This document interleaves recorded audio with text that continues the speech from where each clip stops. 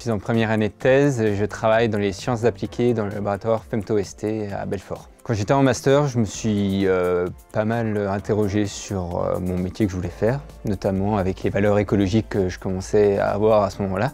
Et travaillant dans l'électronique, je me suis dit, qu'est-ce que tu peux faire pour être aligné avec tes valeurs et travailler dans ta passion. Et assez logiquement, la thèse est arrivée. La première année de thèse, c'est souvent la plus facile. Et les gens qui me croisent dans le laboratoire, ils disent « Ah tiens, le thésard qui est en première année qui sourit encore. » Alors, en troisième année, peut-être que ce sera différent. Mais pour le moment, ça se passe vraiment bien. Et j'apprends plein de choses. C'est un régal. Il y a une fracture entre la recherche et le grand public et c'est un problème parce que je pense que ce serait intéressant de communiquer sur quoi on travaille, qu'est-ce qu'on fait dans les laboratoires. Et moi, je suis très intéressé par la vulgarisation scientifique. Donc, ma thèse 180 secondes, ça tombait pile poil dedans.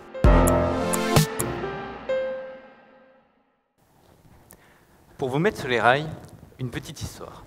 Le 5 janvier 2020, entre Bordeaux et Marseille, un train arrache sur 1 km sa caténaire. Les passagers, en plein milieu d'un champ, sont aidés par des agriculteurs pour continuer leur périple.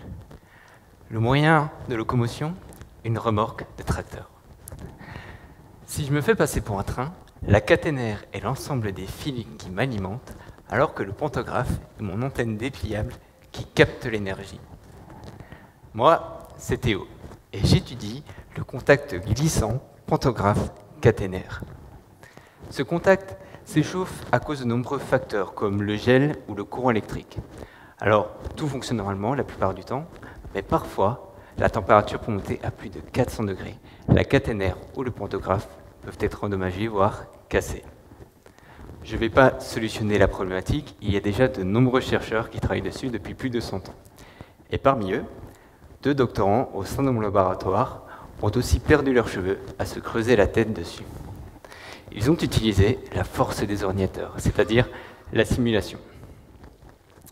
Pour continuer leurs travaux, il faut aller voir dans la réalité. Sur les trains, par exemple, mais ça coûte cher et c'est difficile de se mettre dans les conditions extrêmes.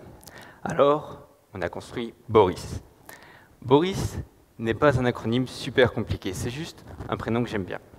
Sur cette machine se trouve un disque en cuivre de 90 kg qui représente la caténaire. Ce disque se met en rotation jusqu'à 50 tours par seconde pour reproduire la vitesse du train. Un échantillon de pantographe vient s'appuyer sur le disque et du courant électrique passe dans l'échantillon, puis le disque.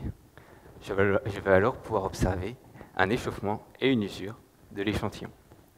Et tout cela va me donner de précieuses informations pour mieux comprendre le train-train quotidien du contact et mieux expliquer certains phénomènes physiques.